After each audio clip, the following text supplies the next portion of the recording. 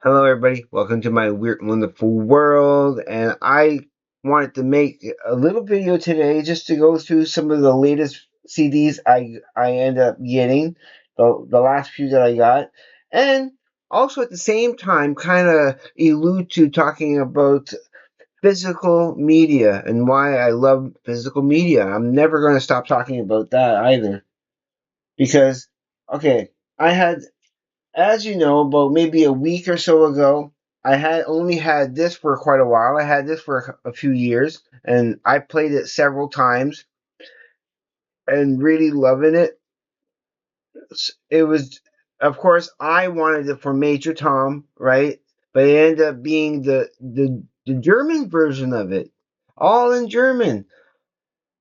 But it was good. I didn't mind that. It didn't matter. I mean, I was a tiny bit disappointed because I wanted the actual English version of the song, and so I was like, okay, I'll wait until the opportunity comes. When I see it in a good package that I want, I'll get it.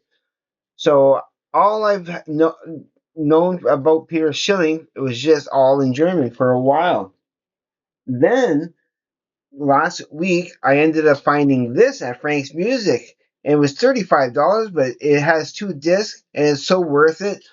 The whole first disc, of course, is all in German also, but that's all good.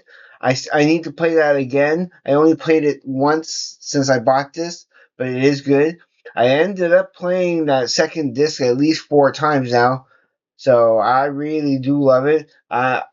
I love that I finally have the English version of what here is called the Noah Plan, but it's Die Die West Lib.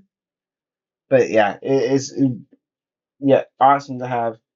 So I am really loving this, and I urge people to pick up this because I think Peter Schilling is a bit underrated.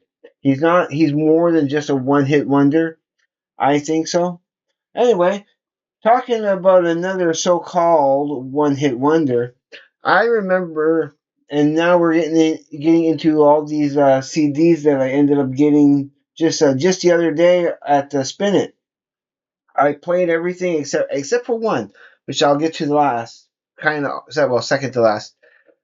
But yeah, so thankful to have that. I played that yesterday and yeah, it's nice to have. I liked everything on it. I remember and playing it. I remember having this on cassette. I know I had this on cassette for sure. For me, of course, the highlights are "Take on Me" and "The Sun Always Shines on TV." But the whole thing is not bad at all. I can just put that on and I like the whole thing. There's not a bad song on there at all. Oh yeah. I just basically just not too long before starting this video here finished playing this, and yeah, that's pretty fun. That's pretty good. I'm so glad to have it. It might actually start getting a higher score the next time I do a rating for the albums. Like I said, I only got three more to go to get. I only need to get A Hard Day's Night, Yellow Submarine, and Past Masters. That's all I need. That's all I need, and I get the quintessential necessity of all the Beatles that I need. So okay, let's move on. Can understand how somebody listening to this when this first came out at the time that it did, listening to the yeah yeah King Crimson and and this one here, of course, in the Court of the Crimson King.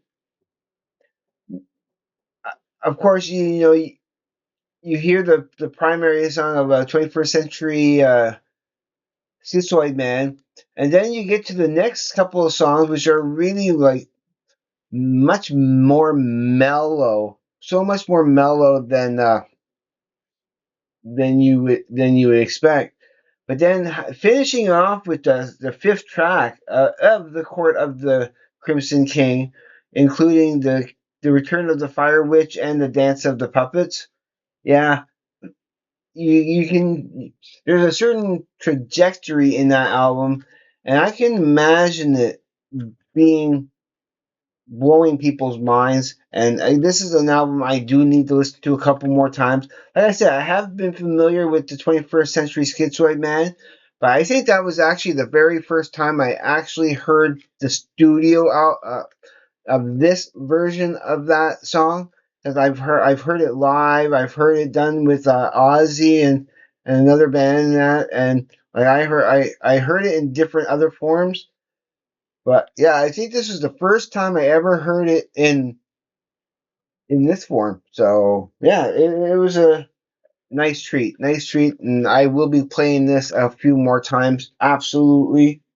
The only one that I have not played so far, and the ones that I've gotten, is of course the ACDC for those about to rock. But I am familiar with it. Again, I'm pretty sure back in the day, because I did have quite a few ACDC albums, and most probably all again probably all on cassette, but I'm pretty sure I had that too, because I do know these songs well enough. But I will be playing it soon. I have just haven't gotten around to it yet. I wanted to play all these other ones first, and of course the two newest ones that I ended up getting for Ry Cooter. See, these were the last two that I ended up picking up at the at Spin It, and I do like them. They are kind of, and what I like about the Rycooter, these are the ones I had before. Starting, of course, with the um, Mambo Sinuendo, which again is most like 99% instrumental. This one here has a bit of mix. Is a bit. There is singing on it, and there is instrumental stuff on it. This one here also has a mix of. I know that the very first song is has singing, but they go through quite a bit of music in here that is just playing, and it's just instrumental stuff, and that's pretty cool too. Unlike this album, uh, pull up some dust and sit down. This one here, it's mostly like all singing. There's a lot of singing, but it's good stuff. And what I like about having these four albums is that they are there's you can feel the similarity with the Rycooter, if you know that how he handles the guitar. There is that similarity between that, but each album is different. They are very different from each other. Like put on this album, which was all instrumental and has a Hawaiian feel to it, very Hawaiian feeling. The rest of them feel almost old blues, like like what's his name, Johnson there, and yeah, the old blues players that used to record in the 40s and the. But this one here has a certain more of a, yeah, like I said, it has a Hawaiian feel to it, as opposed to this, which is very strong lyrically, all like so much lyrics in this, but it really fits the music very well, and some of this kind of was reminding me just a little bit of I don't know why, but there's at least one song in there that was reminding me very much of. It was reminding me of who was it again? There, uh, sh- Beefheart, Captain Beefheart. Yeah, that's who he was reminding me of, Captain Beefheart. I almost slipped my mind for a second, but yeah. So yeah, I liked it. I liked it very much. I'm looking forward to listening to this again. And I do want to thank Glenn Calloway for inspiring me to actually check out some more Rycooter. So now I got four. Can't wait to get more. If I see ones I don't have, I am picking them up absolutely for sure. And that's the beauty of having, I don't know, there's something magical about having that physical copy, being able to touch this and make sure the book is inside, and Yeah, I'll show you the book for that because when I first opened it up, it's like, oh, all right, lyrics and lyrics and lyrics and and then more lyrics and then more lyrics. It's like it's dense with lyrics. That's it. That's it. It's all lyrics. So it's like, yeah, okay, knowing very well that Mambo Insinuendo that was all pretty much all instrumental. But no, I love the variety, and that's the thing. You can get such variety with music. Like, how many times have I seen people pull that up to the screen, like on the Prague Corner, or even Larry Graves and all of them. You know, you see them put that up and like, yeah, this is a great album, and then now I finally have my copy, a physical copy in my hand that I can like, yeah, it's cool. There's a certain satisfaction. There's a certain satisfaction of having this in your hand and being able to hold it and saying that this is now my album to play whenever I feel like it, anytime I want to play it. And I will be playing this a lot because I really do like this. All right, before I start babbling, I do got to get ready for work soon, but I will be letting you go and bidding you a great day, or I'll do my clothing like normal. Okay. So everybody, if you are liking this content, please consider subscribing to my channel, and I will greatly appreciate it and love you forever.